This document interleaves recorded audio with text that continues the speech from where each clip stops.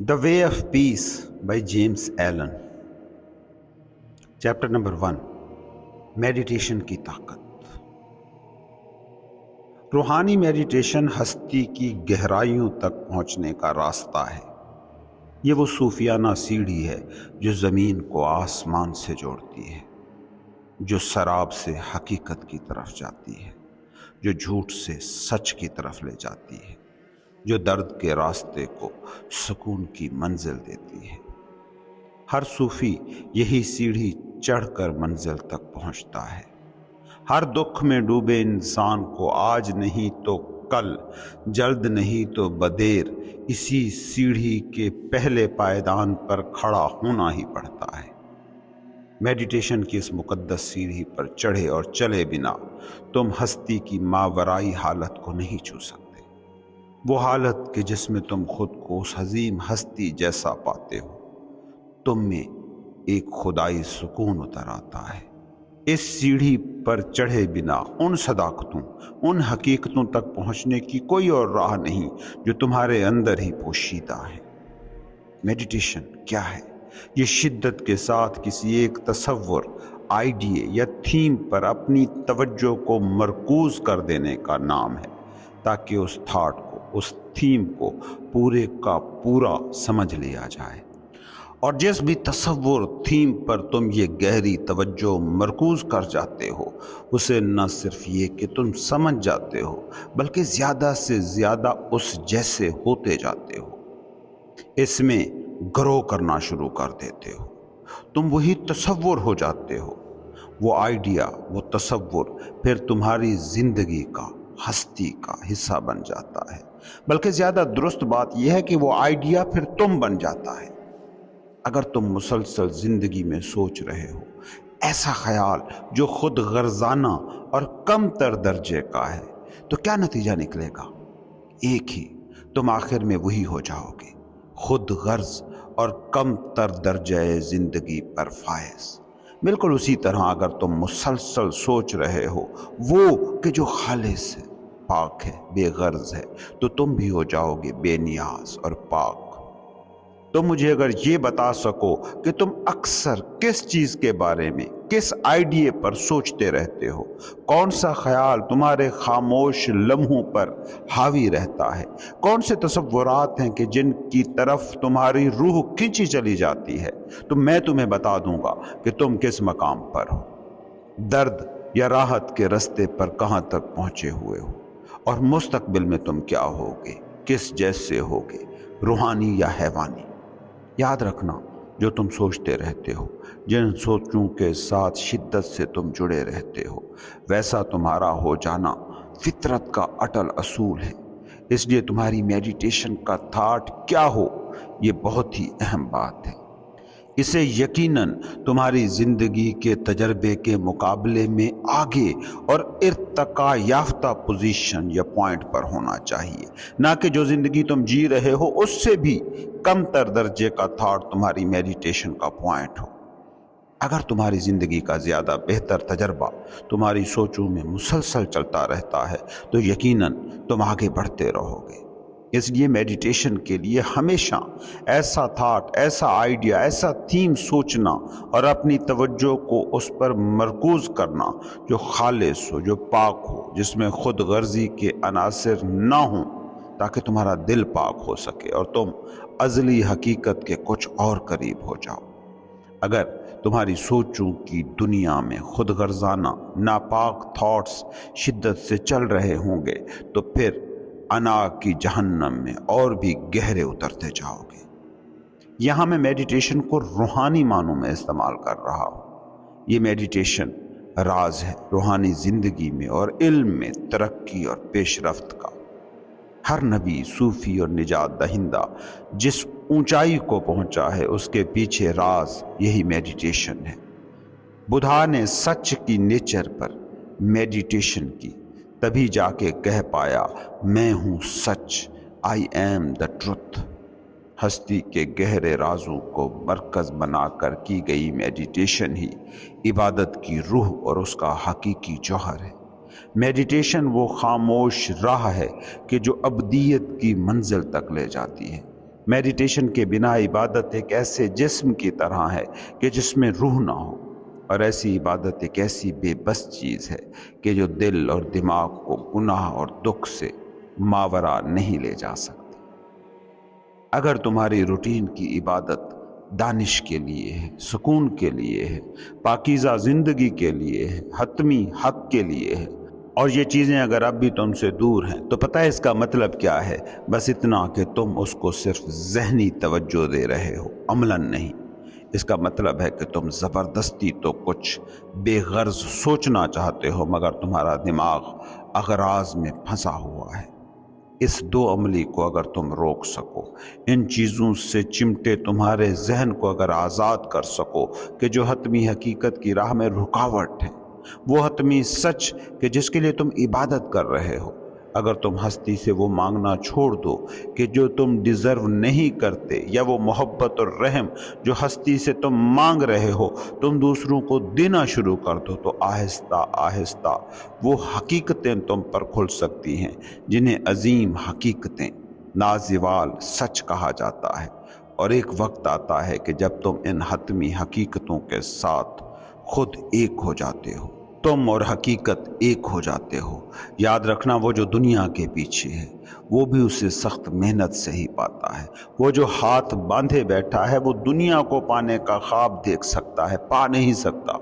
دنیا بھی صرف مانگنے اور خواہش کرنے سے نہیں ملا کرتی۔ اس لیے یہ خام خیال چھوڑ دو کہ آسمانی حقیقتیں تمہیں بس ایسے ہی بے روح عبادتوں سے مل جائیں گی۔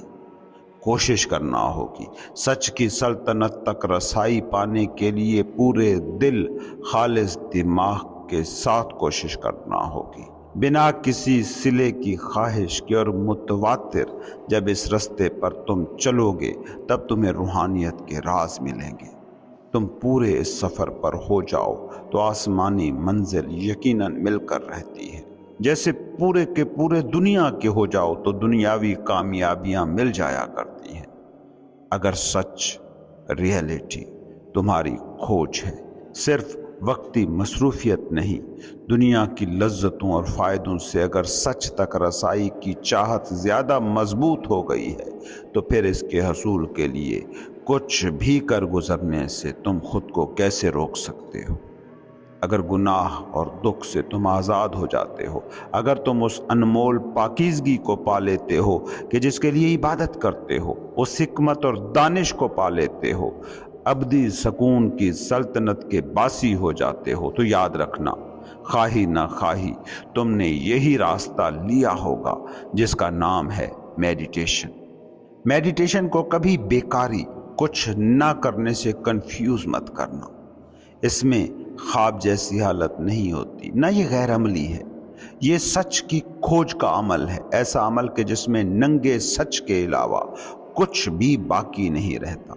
ایک ایسی حالت جس میں تمہارے تعصب ہی نہیں، تمہارا سیلف تک غائب ہو جاتا ہے۔ بس سچ کی تلاش تمہاری واحد چاہ رہ جاتی ہے۔ آہستہ آہستہ وہ سارے جھوٹ گر جاتے ہیں جو ماضی میں تم نے انا نام سے جمع کیے تھے، اور جب یہ جھوٹ گرتے ہیں تب سچ خود کو بے نقاب کرتا ہے۔ تمہارے دل کی یہ خالص حالت وہ ہے کہ جب سادگی اور عاجزی خود کو تم پر کھول دیتی ہے۔ اپنے دن کا ایک حصہ مختص کر دو میڈیٹیشن کے لیے، اپنے اس وقت کو مقدس مقام دو۔ بہترین وقت ہے علل صبح، یہ وہ وقت ہے کہ جب سکون کائنات کی ہر شے سے بہہ رہا ہوتا ہے۔ صبح کا یہ وقت اگر تم میڈیٹیشن کے لیے مختص کرتے ہو تو فطری حالات تمہارے حق میں ہونا شروع ہو جاتے ہیں، کیونکہ ایک لمبی رات کے بعد تم ایک طرح سے روزے کی حالت میں ہوتے ہو۔ گزشتہ دن کی فکریں اور پریشانیاں اور تھکاوٹیں تقریباً مٹ چکی ہوتی ہیں، اور دماغ اس وقت مضبوط مگر حالت آرام میں ہوتا ہے، اور روحانی ہدایات کو سننے کی بھی حالت میں ہوتا ہے۔ سب سے پہلی مشکل جو اس راہ میں پیش آئے گی وہ ہے سہل پسندی، غنودگی، غفلت، آسائش پرستی اور سہولت پسندی۔ اگر اس مشکل پر تم قابو نہیں پاتے تو آگے بڑھنا مشکل ہوگا، کیونکہ یاد رکھنا، روح کے تقاضے تحکمانہ اور از حد ضروری ہوتے ہیں۔ روحانی بیداری کے لیے دماغی اور جسمانی طور پر جاگنا بنیادی ضرورت ہے۔ سست اور خود میں ڈوبے ہوئے لوگ کبھی اس علم تک رسائی نہیں پا سکتے جسے سچ کا علم، دانش یا حقیقت کا علم کہا جاتا ہے۔ وہ شخص جو صبح کی صحت بخش اور مضبوط حالت کو نظر انداز کر دیتا ہے، وہ اپنا سکون کھو کر رہتا ہے، اور وہ صبح کے ان قیمتی لمحات کو سستی، کاہلی اور راحت پسندی میں ضائع کر دیتا ہے۔ وہ آسمان کی طرف جاتی بلندیوں کو چڑھنے اور چھونے سے محروم رہ جاتا ہے، اور وہ جس کا بیدار شعور زندہ ہے، اس کے لیے سارے ممکنات کا دروازہ کھلا ہے۔ یہ ایسا شخص ہے کہ جو اس دنیا کو جو کہ جہالت کے پردوں میں لپٹی ہے، ان پردوں کو پھاڑنے کے لیے تیار ہے۔ وہ جو صبح ستاروں کے سونے سے پہلے جاگ گیا، اس نے ساری کائناتی توانائی سے جڑنے کا طریقہ کھوج لیا ہے۔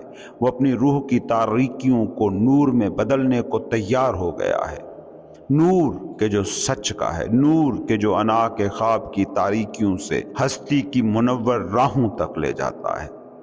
یاد رکھنا، اس دنیا میں کوئی سنت ایسا نہیں گزرا، کوئی صوفی، کوئی بھکشو، کوئی سچ کا متلاشی ایسا نہیں گزرا کہ جو صبح جلدی نہ اٹھتا ہو۔ تم اس صوفی کی عظمت اور تقدس کا تصور تک نہیں کر سکتے کہ جو صبح صادق کے وقت کسی پہاڑی راستے پر چل رہا ہوتا ہے۔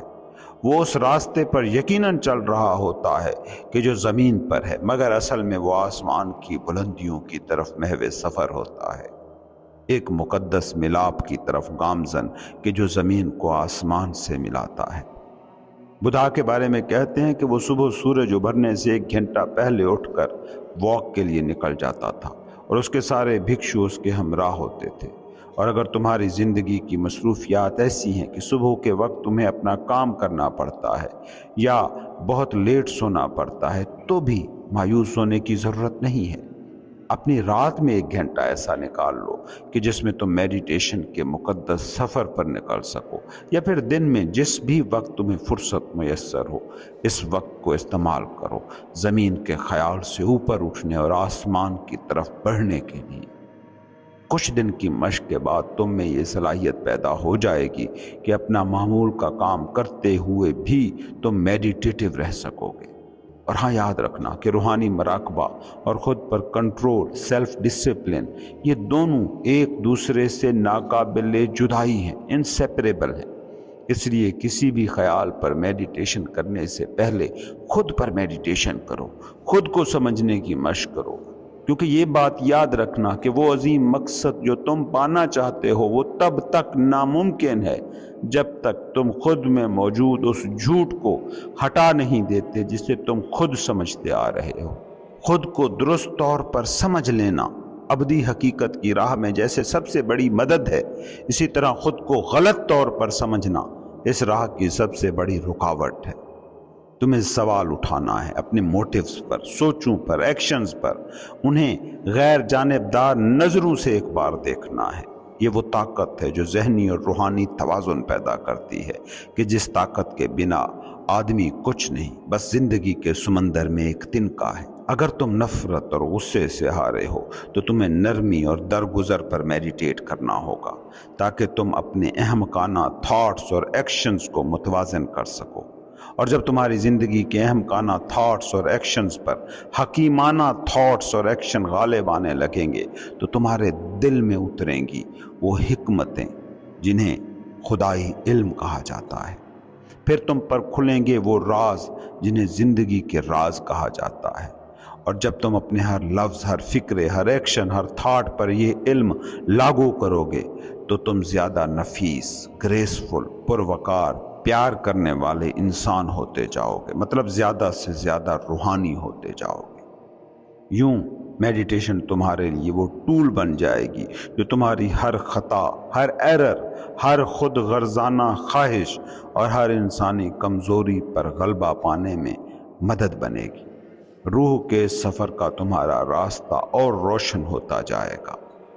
میڈیٹیشن اصل میں تمہارے واحد، اکلوتے اور حقیقی دشمن کے خلاف تمہاری ڈھال ہے، اور یہ حقیقی دشمن ہے تمہارا خود غرض، فنا ہو جانے والا سیلف، تمہاری ایگو۔ تو تمہارا ریئل سیلف کیا ہے؟ حقیقی خودی، وہ ہے خدائی اور نہ مٹنے والا سیلف جو ازلی حقیقت سے الگ کچھ نہیں ہے۔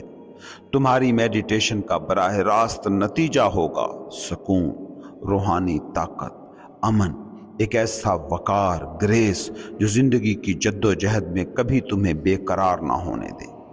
میڈیٹیشن کی تنہائیوں میں تم حقیقی علم کو پاؤ گے جو ہے حقیقی وزڈم، دانش، اور یہ دانش جتنی بڑھتی جائے گی تم جن چیزوں سے نفسیاتی طور پر چمٹے ہو وہ چھٹتی جائیں گی۔ اس سے تمہاری خود غرض خواہشیں کمزور ہوں گی اور تم ہر وقت محسوس کرو گے ایک خدائی سکون۔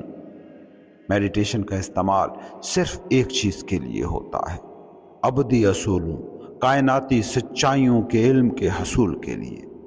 میڈیٹیشن تم میں وہ طاقت لاتی ہے کہ ان ابدی اصولوں اور ان لازوال کائناتی سچائیوں پر تم یقین کر سکو اور اس ابدی سچ کے ساتھ ایک ہو سکو۔ اگر کوئی پوچھے کہ میڈیٹیشن کا اینڈ، اختتام کیا ہے، تو میں کہوں گا صداقت کا، سچ کا، حق کا، براہ راست علم، خدا کا ڈائریکٹ براہ راست احساس اور نہ مٹنے والا ابدی سکون۔ اور یاد رکھنا، میڈیٹیشن کرنے والا شخص پہلے سچ کا ادراک کرتا ہے جو بعد میں اس کی معمول کی زندگی کا حصہ بن جاتا ہے۔ یہ تھی جیمز ایلن کی کتاب دی وے آف پیس کی پہلی ایپیسوڈ۔